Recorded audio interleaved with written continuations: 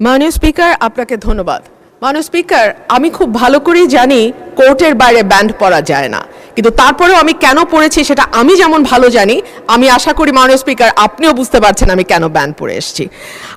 মাননীয় স্পিকার, স্বরাষ্ট্র মন্ত্রণালয়ের কাছে আমাদের এবারের বরাদ্দ তারা চেয়েছে ৩১,০৯৮ কোটি ৮৮,১৫,০০০ টাকা। মাননীয় স্পিকার, আমি একটু বিনীতভাবে কয়েকটা পরিসংখ্যানের দিকে আপনাদের দৃষ্টি আকর্ষণ করি। মার্চ এবং এপ্রিল মাসে সারা দেশে হত্যাকাণ্ড রেকর্ড করা হয় ৬০৫টি। অন্যান্য অপরাধ একই সময় ২৯৪টি ছিনতাই, ৯০টি ডাকাতি, ১৯৬টি অপহরণ, ২,২১৪টি চুরির ঘটনা, ১২৯টি পুলিশের আক্রান্ত হবার ঘটনা ঘটেছে। নারী ও শিশু নির্যাতন ২ মাসে ৩,৪৯৬টি নথিভুক্ত করা হয়েছে এবং সারা দেশে প্রতিদিনে গড়ে 10টির বেশি খুনের ঘটনা ঘটছে, খবর দিচ্ছে ডেইলি স্টার এবং বণিক বার্তা। এই যখন আমাদের সিকিউরিটির অবস্থা, এই যখন আমাদের আইন শৃঙ্খলার অবস্থা, তখন আমরা এই মন্ত্রণালয়ের জন্য দাবি তুলছি ৩১,০৯৮ কোটি।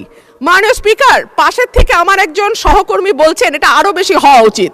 সম্ভবত মাননীয় স্পিকার, পুরো বাজেটের সবটাই যদি স্বরাষ্ট্রমন্ত্রীকে দেয়া হয় বা এই মন্ত্রণালয়ে বরাদ্দ দেওয়া হয়, মাননীয় সদস্য প্রস্তাবটা করেন, টাইম ইজ রানিং আপ। তারপরেও কতটুকু উন্নয়ন হবে এই মন্ত্রণালয়ের আমরা জানি না। স্বরাষ্ট্রমন্ত্রী যখন বক্তব্য দেন সারা দেশ মুগ্ধ হয়ে শুনে। মাননীয় স্পিকার, আমি একজন আইনের শিক্ষার্থী, আমিও ওনার ডিবেট মুগ্ধ হয়ে শুনি, কিন্তু ওনার এই মুগ্ধতা যদি উনি ওনার মন্ত্রণালয়ে ছড়িয়ে দিতে পারতেন এবং তার মন্ত্রণালয়ের কাজের মাধ্যমে, তাহলে আর এটি ছাঁটাই করে 1 টাকা করার প্রস্তাব আমি রাখতাম না। ধন্যবাদ মাননীয় সদস্য।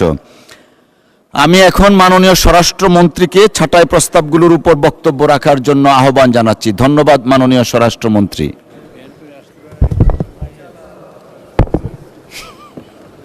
মাননীয় স্পিকার, আপনাকে ধন্যবাদ। আমি মনে করছিলাম স্বরাষ্ট্র মন্ত্রণালয় সংক্রান্ত এখানে ছাঁটাই প্রস্তাব যতজন দিয়েছে ততজনই আলোচনা করবেন। তো 3 জনের মধ্যে 2 জনই দিয়েছে।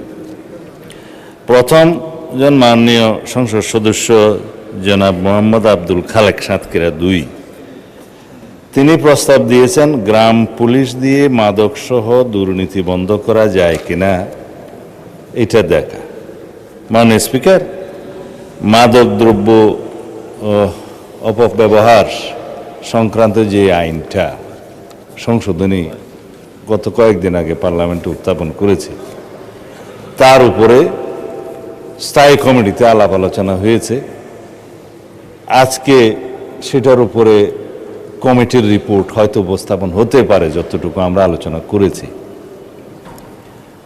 আজকে যেহেতু 30 তারিখের পরে পার্লামেন্ট সেশন কয়েকদিনের জন্য বন্ধ হবে, সেই জন্য মনে হয় না সেটা আজকে আমরা বিবেচনার্থে গ্রহণ করার জন্য উত্থাপন করতে পারবো কিনা।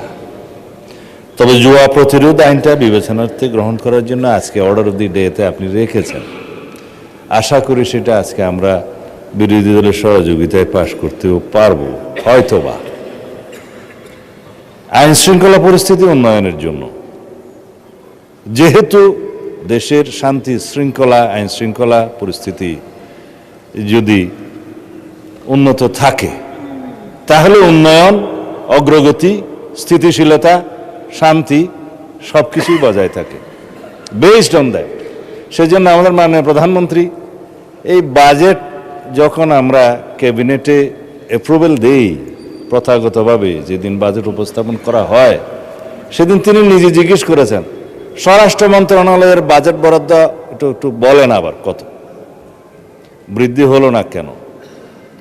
তা আমি বলেছি 5-7 কোটি টাকা গত বছরের চেয়ে বৃদ্ধি হয়েছে, তবে যতগুলো প্রকল্প এবং যতগুলো আইন আমরা উত্থাপন করছি তার প্রেক্ষিতে অর্থবিল হিসেবে মাদকদ্রব্য নিয়ন্ত্রণ আইনটা অর্থবিল, এগুলোর জন্য যথেষ্ট ব্যয় নির্বাহ করতে হবে আমাদের। সেটা এই প্রকল্পগুলো এবং আইনগুলো পাশ হওয়ার পরে আমরা সেই খাতে বরাদ্দ চাইব। মাননীয় অর্থমন্ত্রী হয়তো দয়া করে যেগুলো থোক বরাদ্দ রেখেছেন ওখান থেকে প্রকল্প ওয়াইজ বরাদ্দ দিবেন। আইন শৃঙ্খলা পরিস্থিতির উন্নয়ন করার জন্য গ্রাম পুলিশ থেকে শুরু করে আইজিপি পর্যন্ত সবাই কাজ করে, পলিটিশিয়ানরা তার উপরে মন্ত্রণালয়। কিন্তু জনগণের প্রত্যক্ষ সহযোগিতা ছাড়া কোনো দেশে আইন শৃঙ্খলা পরিস্থিতি উন্নয়ন হয় না। সেই জন্য সামাজিক মোটিভেশন দরকার, রাজনৈতিক দলগুলো সেরকম সচেতনতা বৃদ্ধির জন্য কাজ করা দরকার। আমরা সংসদে যেভাবে সবাই আলোচনার মাধ্যমে কোঅপারেশনটা পাচ্ছি, আশা করি আপনারা সবাই সংসদের বাইরেও আইন শৃঙ্খলা পরিস্থিতি উন্নয়নের জন্য সেই কোঅপারেশনটা বজায় রাখবেন। সুতরাং জনাব আব্দুল খালেকের বক্তব্যের প্রেক্ষিতে আমি তাকে ধন্যবাদ দিতে চাই যে তিনি সেই গুরুত্বটা অনুধাবন করেছেন। গ্রাম পুলিশ থেকে শুরু করে সর্বস্তরের মানুষ এবং শৃঙ্খলা বাহিনী সবাই মাদকসহ দুর্নীতি এবং জুয়া ইত্যাদি সামাজিক অপরাধগুলো দমনে কার্যকর ব্যবস্থা গ্রহণ করবেন, সহযোগিতা করবেন। মাননীয় সদস্য জনাব রুমিন ফারহানা, এখানে জনাব বলে ফেললাম, জেনারেল ক্লজেস অ্যাক্ট অনুসারে আর কি, সি ইনক্লুডস হি, লয়ারদের ভাষায় আর কি। আমি মাননীয় সদস্য সিনিয়র অ্যাডভোকেট জনাব জায়নাল আবেদিনের সাথে একটু ডিফার করতে চাই। পার্লামেন্টের এই হাউসে বাইরের কোনো বিধিবিধান চলে না, এটা রুলস অফ প্রসিডিউর অনুসারে চলে। এটা সংবিধানে হাউসকে সেই ক্ষমতা দেয়া হয়েছে রুলস অফ প্রসিডিউর প্রণয়নের জন্য। এইখানে নিষেধাজ্ঞা দেয়া নাই যে কোন পোশাক পরিহিত অবস্থায় এখানে ঢুকা যাবে না বা ঢুকা যাবে। তো সুতরাং তার এভরি লিবার্টি আছে সেই ড্রেসটা বা ইয়েটা পরার জন্য। হ্যাঁ, সুপ্রিম কোর্ট জুডিশিয়ারিতে তার নিজের মতো করে রুলস প্রণয়নের অধিকার আছে, সেটা ওখানে থাকবে। But the separation of power theory অনুসারে লেজিসলেচার এবং জুডিশিয়ারি একটা আরেকটাকে ওভারল্যাপিং বা কোনো ডিকটেট করতে পারে না। তাই আমি প্র্যাকটিসিং লয়ার না, সেই জন্য আমি বোধহয় একটু জুরিসডিকশন ক্রস করে ফেললাম আর কি। শোভন পোশাক পরাটা ভালো, এটা অতীব শোভন পোশাক। ব্যারিস্টার রুমিন ফারহানা মুগ্ধ হয়ে আমার বক্তব্য শুনেন আমি খুব কৃতার্থ হলাম। আমি আরো কৃতার্থ হতাম একটু পরে বলতেছি। গত পরশু দেশের আইন শৃঙ্খলা পরিস্থিতি যেভাবে উন্নত হয়েছে সেটা ডাটা সহ, ক্রাইম রিপোর্ট সহ, খাতোয়ারি বর্ণনা এখানে দিয়েছিলাম। সম্ভবত আমার ওই মুগ্ধকর বক্তব্যটা আপনি সেদিন হয়তো শুনতে পারেন না, হতে পারে। তার মধ্যে ঐতিহাসিকভাবে বিগত 10-15 বছর, স্পেশালি 2025-এর রেফারেন্স সহ আমি ডাটাগুলো উল্লেখ করেছিলাম। ইন শর্ট দ্যাট খুনের চিত্র এই, ধর্ষণের চিত্র এই, নারী ও শিশু নির্যাতনের চিত্র এই, ডাকাতির এই সংখ্যা হিসাবে দিয়েছিলাম মাসওয়ারি। তাতে করে ঐতিহাসিকভাবে এই বর্তমান সরকারের দায়িত্বে আসার পর থেকে এই পর্যন্ত সমস্ত ডাটায় আমরা ঐতিহাসিকভাবে এগিয়ে আছি, মানে উন্নত আছে। সেই ডাটাটা আমি বলেছিলাম, আমি যেটা অন রেকর্ড এখানে বলেছি, সেই ডাটাটা ডিপার্টমেন্ট থেকে একটা ক্ষেত্রে বলেছি আমরা একটু পিছিয়ে আছি। সেটা হলো এই যে দর্শনের কেস রেকর্ডের ক্ষেত্রে আমরা একটু বেশি দর্শনের চিত্রটা পেয়েছি। তার একটা কারণ আছে, আগে ধর্ষিতারা রেকর্ড করতে যেত না থানায় বা পারত না, সামাজিক বা রাজনৈতিক বিভিন্ন হস্তক্ষেপের কারণে। এখন থানায় গেলেই অথবা অনলাইনে তারা জিডি সহ অন্যান্য কিছু দায়ের করতে পারে, এফআইআর দাখিল করতে পারে। এখানে কোনো ইন্টারফিয়ারেন্স নাই, যার কারণে নাম্বারটা একটু ইনক্রিজ হয়েছে। তবে সুখের কথা হলো ধর্ষণ যেখানেই হোক, শিশু হোক, নারী হোক, যে অবস্থাতেই হোক, আমরা তাৎক্ষণিকভাবে সেটা পুলিশ ডিপার্টমেন্ট অ্যারেস্ট সহ চার্জশিট প্রদানের জন্য এবং মামলায় সহযোগিতা করার জন্য সাক্ষী উপস্থাপন সহ ট্রায়ালের সমস্ত ক্ষেত্রে একটা বৈপ্লবিক পরিবর্তন দেখতে পেয়েছি, যার জন্য রামিসা হত্যার বিচার হয়েছে 15 থেকে 17 দিনের মধ্যে। মাননীয় বিরোধী দলীয় নেতা দাবি করেছিলেন 15 দিনের মধ্যে বিচার করতে হবে, 17 দিনে বিচার হয়েছে। এটা বাংলাদেশের রেকর্ড। আমরা তনু হত্যার আসামিকে দীর্ঘ 15-17 বছরে যে রেকর্ড নাই, সেই রেকর্ড ভঙ্গ করে আমরা তনু হত্যার আসামি ডিএনএ রিপোর্টের উপর ভিত্তিতে আমরা অ্যারেস্ট করতে সক্ষম হয়েছে মাননীয় স্পিকার। বাকিগুলো আইন শৃঙ্খলা পরিস্থিতি উন্নয়নের ক্ষেত্রে বলতে চাই, চট্টগ্রামের বাকুলিয়া একটা শিশু ধর্ষণের প্রচেষ্টা হয়েছিল, সেটা তাৎক্ষণিকভাবে অ্যারেস্ট হয়েছে এবং সেটাও মামলা চার্জশিট দাখিল করা হয়েছে সম্ভব। এইভাবে সমস্ত জায়গায় আমি আরেকটা বিষয় উল্লেখ করবো না, যেহেতু আমাদের অ্যাটমসফিয়ারটা খুব ভালো আছে। দলমত নির্বিশেষে দলীয় পরিচয়ের ভিত্তিতে এখানে কোনো পুলিশ কোনো অ্যারেস্ট গ্রেপ্তার করা হয় না, করছে না। অপরাধীকে অপরাধী হিসেবে ট্রিট করছে। সেটা বিরোধী দলীয় পক্ষ থেকে আমরা পেয়েছি। যদি তাদেরও কোনো নেতা কর্মী বিভিন্ন অপরাধে জড়িত হয়, তারা সাথে সাথে ডিসিপ্লিনারি অ্যাকশন নিচ্ছে, সেটা অ্যাপ্রিসিয়েট করি, ধন্যবাদ। আমরাও সেই একইভাবে আইনশৃঙ্খলা পরিস্থিতি উন্নয়নের জন্য কোনো রাজনৈতিক পরিচয়কে আমরা কখনো প্রাধান্য দেব না। সুতরাং এই একটা ক্ষেত্র ব্যতীত বাকি সমস্ত ক্ষেত্রে আমরা বৈপ্লবিক পরিবর্তন না আনলেও দৃশ্যমান পরিবর্তন আনতে সক্ষম হয়েছে। মাননীয় স্পিকার, আইন শৃঙ্খলা পরিস্থিতি উন্নয়নের জন্য যেটা আমরা 2টা আইন এনেছি, যেটা মাদকের ভয়াল থাবা থেকে আমাদের এই জাতিকে রক্ষা করতে হবে, জুয়ার ও প্রতিরুদ্ধ গতি থেকে এই জাতিকে থামাতে হবে, আমাদের যুব সমাজকে রক্ষা করতে হবে।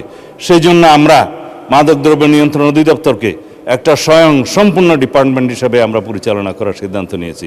এখানে ডগ স্কোয়াড দেওয়া হবে, তাদের লোকজনকে অস্ত্রসহ প্রশিক্ষণ দেওয়া হবে এবং তাদের জন্য হাজতখানার ব্যবস্থা করা হয়েছে আসামিদেরকে মধ্যবর্তী সময় রাখার জন্য, এবং ল্যাবরেটরির ব্যবস্থা করা হচ্ছে সমস্ত ডিস্ট্রিক্টে, যাতে মাদকদ্রব্য ল্যাবরেটরিতে টেস্ট করে সেটা কোর্টের রিপোর্ট অনুসারে দিতে পারে সেটা মাদকদ্রব্য কিনা। এই সমস্ত বিষয়গুলো আমাদেরকে একটু সময় নিয়ে, ব্যয় নিয়ে, স্ট্রাকচারগুলো দাঁড় করিয়ে তারপরে আমাদেরকে যেতে হবে। তাদেরকে অত্যাধুনিক অস্ত্র দেওয়া হচ্ছে, কারণ মাদক যারা ব্যবসা করে, চোরাচালান করে সীমান্তে বিভিন্ন জায়গায়, তাদের কাছে সশস্ত্র গ্রুপ আছে। আমাদের নিরস্ত্র মাদক দ্রব্যের যে কর্মচারীরা, কর্মকর্তারা, তাদেরকে বিনা হাতে কোনো ডাল তলোয়ার ছাড়া যেতে পারে না। তাদেরকে এইভাবে সশস্ত্র ওয়েল ইকুইপড করা হচ্ছে। আধুনিক টেকনোলজি সম্পন্ন সমস্ত মেশিনারিজ ইকুইপমেন্ট স্থাপন করা হচ্ছে। জুয়ার ক্ষেত্রেও অনলাইন এবং অফলাইন এবং বিভিন্ন ডিজিটাল প্ল্যাটফর্ম, সাইবার স্পেসে যে সমস্ত অপরাধ হচ্ছে সেগুলো অ্যাড্রেস করার জন্য সেরকম প্রযুক্তি সম্পন্ন লোকবল এবং মেশিনারিজ এগুলোর ব্যবস্থা করা হচ্ছে। এতদিন কিভাবে রাষ্ট্র চলেছে এই সমস্ত এগুলো অ্যাড্রেস না করে, সেটা আমার কাছে অবাক লাগে। মাননীয় স্পিকার, পৃথিবী কোথায় গেছে? আর আমরা 1867 সনের জুয়া নিয়ন্ত্রণ আইনের উপর দিয়ে আমরা ছিলাম। এখন জুয়া নিয়ন্ত্রণ এই প্রতিরোধ আইন, যেটা ব্যাটিং টেটিং এগুলো সব সহ প্রতিরোধ করা হবে 2026 সালের মডার্ন আইন অনুসারে। আশা করি আপনারা সহযোগিতা করবেন। বক্তৃতাটা একটু লম্বা হয়ে গেছে মাননীয় স্পিকার। আমি এই ছাঁটাই প্রস্তাবগুলোর প্রতীকী ছাঁটাই প্রস্তাবগুলো গ্রহণ করতে পারছি না বলে দুঃখিত। মাননীয় স্পিকার, আমাদের উত্থাপিত দাবি অনুসারে দাবি নম্বর 20 আপনি দয়া করে মঞ্জুর করবেন। মাননীয় সংসদ সদস্যদের সহযোগিতা কামনা করছি। ধন্যবাদ। জি, আপনাকে ধন্যবাদ মাননীয় স্বরাষ্ট্রমন্ত্রী। মহান সংসদের সামনে প্রশ্ন হচ্ছে, মাননীয় সদস্য জনাব মোহাম্মদ আব্দুল খালেক এবং রুমিন ফারহানার ছাঁটাই প্রস্তাবগুলো গ্রহণ করা হোক। যারা এই প্রস্তাবের পক্ষে আছেন তারা হাঁ বলুন, যারা এই প্রস্তাবের বিপক্ষে আছেন তারা না বলুন। আমার মনে হয় না জয়যুক্ত হয়েছে, না জয়যুক্ত হয়েছে, না জয়যুক্ত হয়েছে। অতএব ছাঁটাই প্রস্তাবগুলো নাকচ করা হলো। সংসদের সামনে প্রশ্ন হচ্ছে, মাননীয় স্বরাষ্ট্রমন্ত্রী জনাব সালাউদ্দিন আহমদের প্রস্তাব মতো স্বরাষ্ট্র মন্ত্রণালয় খাতে মহামান্য রাষ্ট্রপতিকে অনধিক 31,098,88,15,000 টাকা মঞ্জুর করা হোক। যারা এই প্রস্তাবের পক্ষে আছেন তারা হাঁ বলুন, যারা এই প্রস্তাবের বিপক্ষে আছেন তারা না বলুন। আমার মনে হয় হাঁ জয়যুক্ত হয়েছে, হাঁ জয়যুক্ত হয়েছে, হাঁ জয়যুক্ত হয়েছে। অতএব দাবি নম্বর 20 মহান সংসদে গৃহীত হলো।